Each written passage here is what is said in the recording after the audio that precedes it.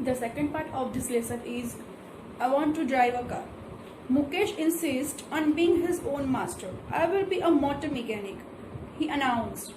जैसे कि first part में जो राइटर है उन्होंने किसके बारे में बताया, हमें साहिब के बारे में। तो ये लेसन में दो बच्चों की छोटे छोटे बच्चों की स्टोरीज बताई हुई है जो स्लम एरिया से बिलोंग करते हैं। अब दूसरा बच्चा जो है उसका है मुकेश। ओके, मुकेश की स्टोरी है I want to drive a car. Drive a car का मतलब उसको गाड़ी नहीं चलाना, मतलब कि उसको मोटर मैकेनिक बनना है।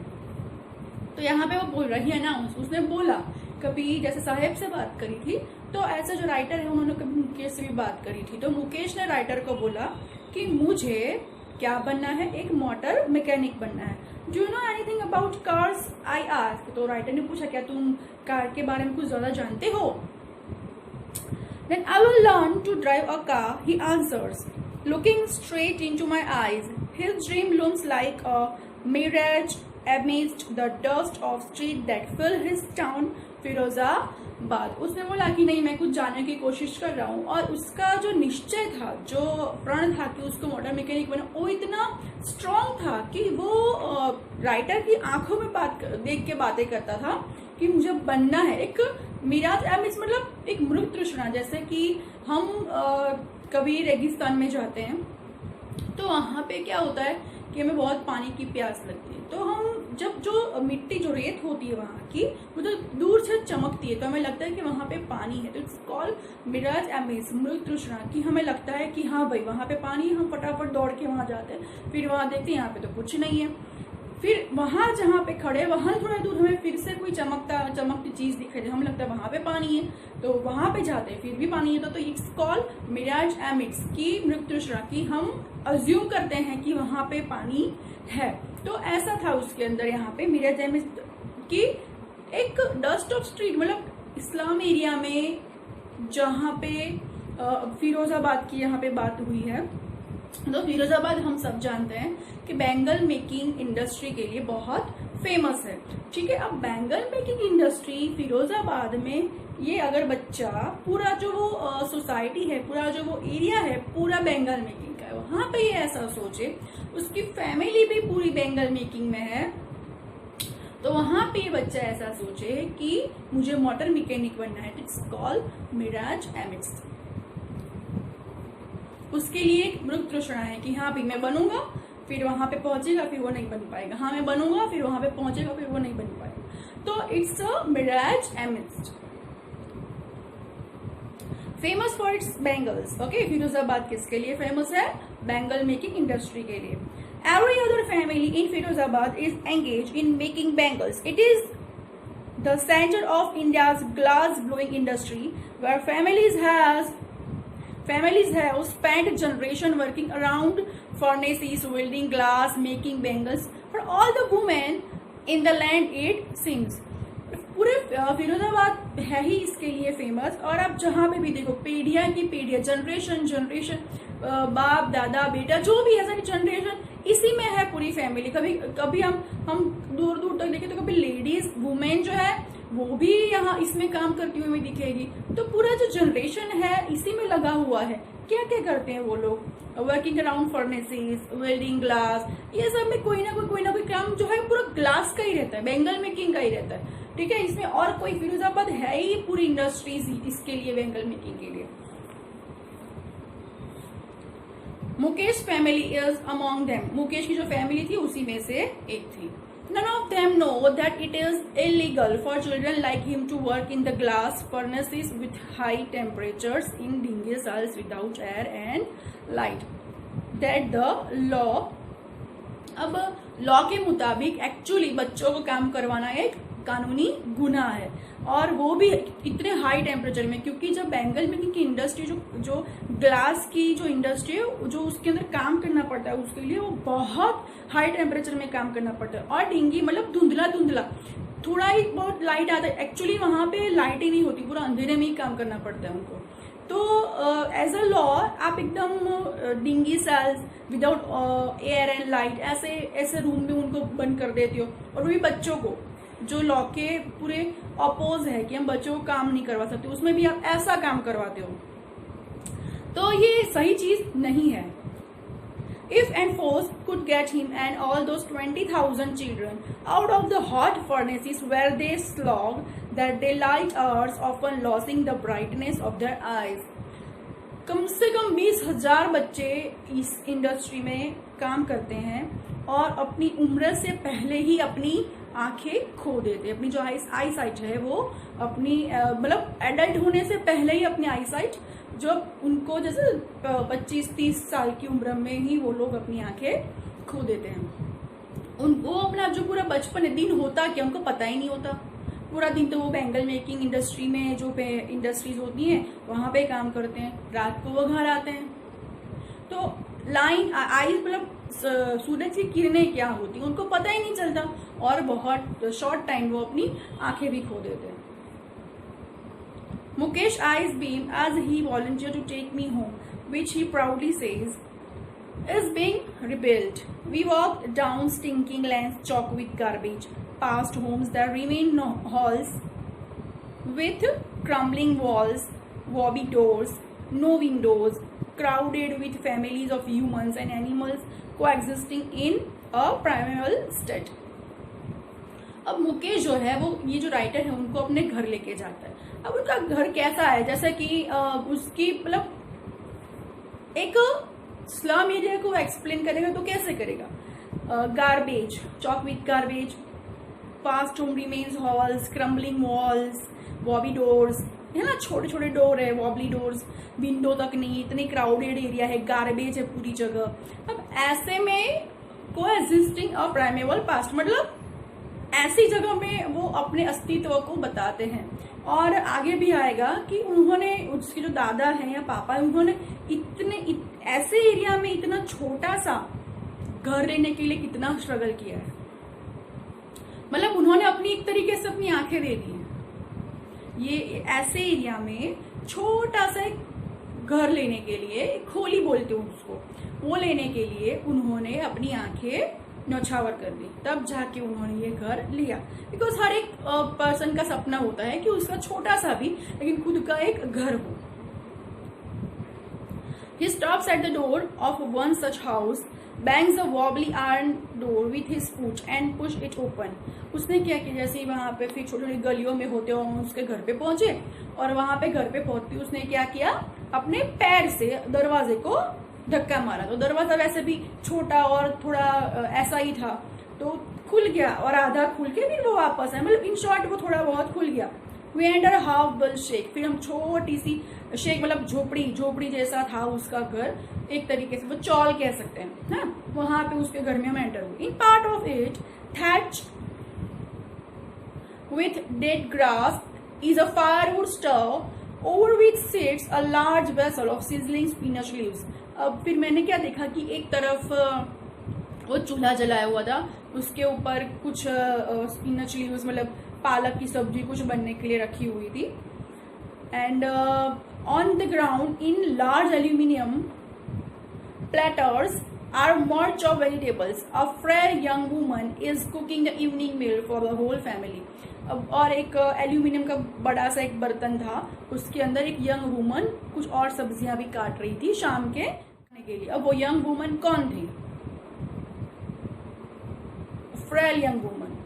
Okay, through eyes filled with smoke she smiles. और फिर वो धुआं निकलता है ना, वो फूक लगाते हैं अपने चूल्हे के अंदर, तो उसकी आंखें जल रही थी, बट स्टिल उसको कुछ फर्क नहीं पड़ रहा था, स्टिल वो स्माइल कर रही थी, क्योंकि अब वो उसकी लाइफ, उनकी लाइफ है, रूटीन लाइफ है उनकी ये सब। She is the wife of Mukesh's elder brother, not much older in years. She has begun to command respect as the bahu, the daughter-in-law of the house, already in charge of 3 men, her husband Mukesh and their father. वो जो लड़की थी वो कौन थी? छोटी सी उम्र में एक कमांड, बहू का दर्जा लेने वाली एक छोटी सी लड़की, मुकेश के बड़े भाई की वाइफ। और कुछ ज्यादा अंतर नहीं था उनकी एज में, बट उनके वहां पे छोटी उम्र में शादी हो जाती थी, तो एज अ वो बहू अब वो घर में काम कर रही थी। और ऑलरेडी 3 कहते हैं ना कि 3 मैन वो घर में रहते थे, जैसे कि उसके फादर मुकेश एंड मुकेश का भाई, मतलब उसका वो लेडी का, वो वुमन का, वो यंग गर्ल का हस्बैंड, ठीक है। वो तीनों की जिम्मेदारी अब खाने पीने की जो भी थी वो सब बेचारी वो छोटी सी लड़की बनाती थी, जैसा कि बताया कि फ्रेल यंग गर्ल, ठीक है, कि बहुत एज ए अब उसको बहू का दर्जा मिल गया। बट एक तरीके से देखा जाए तो वो अभी तो एक एडल्ट लड़की भी नहीं हुई है।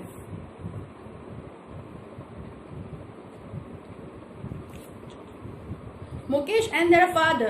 Okay, when the older man enters, she gently withdraws behind the broken wall and brings her well closer to her face. अब पहले के जमाने में क्या होता था कि जैसे कोई बुजुर्ग आदमी या कोई जेंट्स पर्सन घर में एंटर होता है तो ऐसे कोई इशारा करता है ऐसे करके, तो जो भी घर में लेडीज होती थी वो क्या करती थी, अपने आगे वो घूंघट लगा देती थी। तो यहाँ पे भी अभी वो सिस्टम चालू ही है कि उसके जो फादर थे ओल्डर पर्सन जो आए तो बाहर से उन्होंने ऐसी आवाज करी, तो वो जो लड़की थी जो फ्रेल यंग जो मुकेश के भाई की वाइफ थी उसने क्या किया, तुरंत अपने आगे वेल मतलब घूंघट कर दिया। तो आप देख सकते हो कि ये जनरेशन जो है कितने मतलब विचार उनके देखो, बहुत नैरो माइंडेड पर्सन्स है सारे, है ना। तो यहाँ पे उसने जैसे उसके वो ससुर आए तो उसने क्या किया कि वहां पे घूंघट लगा दिया।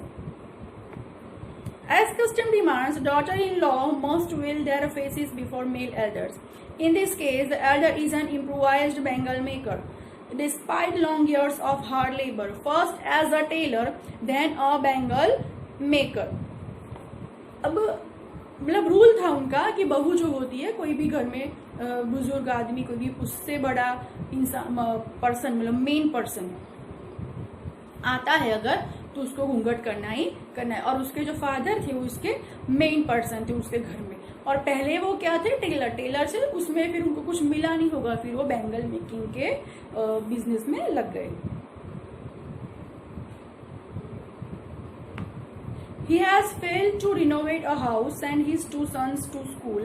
All he has managed to do is teach them what he knows, the art of making bangles. और उन्होंने बहुत सारे सपने भी देखे थे अपने बच्चों के लिए कि मैं इनको पढ़ाऊंगा, लिखाऊंगा, स्कूल भेजूंगा, बट रिनोवेट कराऊंगा ये हाउस को जो मेरे पापा ने लिया हुआ है। बट वो उसमें फेल हो गए, ना बच्चों को स्कूल भेज पाए, ना घर रिनोवेट कर पाए, और फिर उनको भी अपने बच्चों को कहाँ भेज देना पड़ा, बैंगल मेकिंग के बिजनेस में। It is his karam, his destiny, says Mukesh grandmother, who has watched her own husband to blind with the dust from polishing the glass of bangles. और वो ये सब कर्म अपने कर्म के ऊपर डिपेंड है। हम ये सारी चीजें वो हमारे कर्म के ऊपर डिपेंड है, डेस्टिनी के ऊपर डिपेंड है। वो ऐसी सोच रखती है। कौन? उनकी ग्रैंडमदर। उनके ग्रैंडमदर ने बोला कि उसके ग्रैंडफादर जो थे वो भी छोटी उम्र में ही ब्लाइंड हो गए थे। जो मैंने देखा है उन्होंने भी पूरी लाइफ जो है ऐसे ही निकाली है, ठीक है। Can a God given lineage ever be broken? She implies. Born in the caste of bangle makers, they have seen nothing but bangles in the house, in the yard, in every other house, every other yard, every street in Firozabad. देखो यहाँ पे फिरोजाबाद में जो बच्चा bangle making वाले के यहाँ पे जन्म लेगा, है ना, उसको यही जन्मों जन्म तक यही काम करना पड़ेगा। या फिर स्ट्रीट्स ले लो, यार्ड ले लो, चारों तरफ फिरोजाबाद में बैंगल ही बैंगल है। तो कहीं पे भी आप जाओ, implies who born in the caste of bangle makers. अगर बैंगल मेकर्स के घर पे आप लोगों ने जन्म लिया किसी भी बच्चे ने, तो they have seen nothing but bangle. उसको चारों तरफ बैंगल्स ही देखने को मिलेगी। In the house, in the yard, in every other house, in every other yard, every street in Firozabad. Now a spiral of bangles, Sunny gold, मतलब कैसी कैसी फिर उसको बैंगल्स देखने को मिलेगी। वो एक्सप्लेन करती है कि स्पाइरल्स मतलब चारों तरफ सर्पाकार, गोलाकार, जहां पे भी देखो बैंगल्स ही बैंगल्स। कैसी bangles? Sunny gold, paddy green मतलब lily green, royal blue, pink, purple, every colour born out of the 7 colours of the rainbow. Rainbow के जो 7 कलर होते हैं वो सारे रंग की बैंगल्स फिरोजाबाद में आपको मिलेगी। Line mounts in uncapped yards are piled on 4-wheel handcart. Push by young man along the narrow lanes of the shanty town. Shanty मतलब झोपड़पट्टी है, छोटे छोटे जो एरियाज होते हैं वो। अल्पाइड मतलब कहते हैं ना कि ढगले, मतलब एक के ऊपर, मतलब बैंगल्स, आप जहां पे भी देखो वहां पे बैंगल्स ही बैंगल, बैंगल्स ही बैंगल दिखने को मिलेगी आपको। और वो जो हैंड काट, वो जो धक्का लगा के वो लारी चलाने वाले होते हैं ना, वो देखोगे तो वो हैंड काट वाला भी बैंगल्स बेचेगा। तो अनइवन जो पथरीली जगह है वहां पे भी जाएगा वो लेके, मतलब पूरे हैंड काट वाले भी उसको लेके घूमता रहेगा। तो शैंटी एरिया वहां पे भी जाएगा, बैंगल्स ही बैंगल्स आपको दिखने को मिलेंगे। And in dark hutments next to lines of flames of flickering oil lamps sit boys and girls with their fathers and mothers. और क्या देखने को मिलेगा, ज्यादा से ज्यादा आपको क्या देखने को मिलेगा कि नैरो लैंड्स है, वहां पे क्या देखने को मिलेगा कि बॉयज और गर्ल्स बैठे हैं, बॉयज बैठे हैं नीचे। मतलब वो कहते हैं ना कि चौराहे पे जब बच्चे बैठते हैं बातें करते हैं, बड़े छोटे सारे, तो बॉयज बैठेंगे, मदर्स और गर्ल्स जो होगी वो फादर मदर के साथ होंगी। World pieces of coloured glass into circle of bangles. मतलब फिर भी चारों तरफ देखोगे आपको तो एक ही चीज आपको दिखाई देगी कि बैंगल्स, क्योंकि फिरोजाबाद चलता ही बैंगल्स के ऊपर है। Their eyes are more adjusted to the dark than to the light outside. That is why they often end up losing their eyesight before they become adults. अब यहाँ पे क्या चीज बोली, और रात में उनको निकलने का दो चीज है कि एक चीज कि वो लोग कभी दिन में तो वो लोग निकलते नहीं, पूरा इंडस्ट्री में ही रहते हैं, काम करते हैं पूरा वही, तो वो तो उन्होंने कभी दिन देखा ही नहीं। और अगर दिन में वो लोग निकल भी जाए, इतना अंधेरे में काम करने के बाद अगर दिन में वो निकलते हैं तो वो सनरेज अपनी आंखों के ऊपर कहते हैं ना कि सहन नहीं कर सकते, देख नहीं सकते सनलाइट में।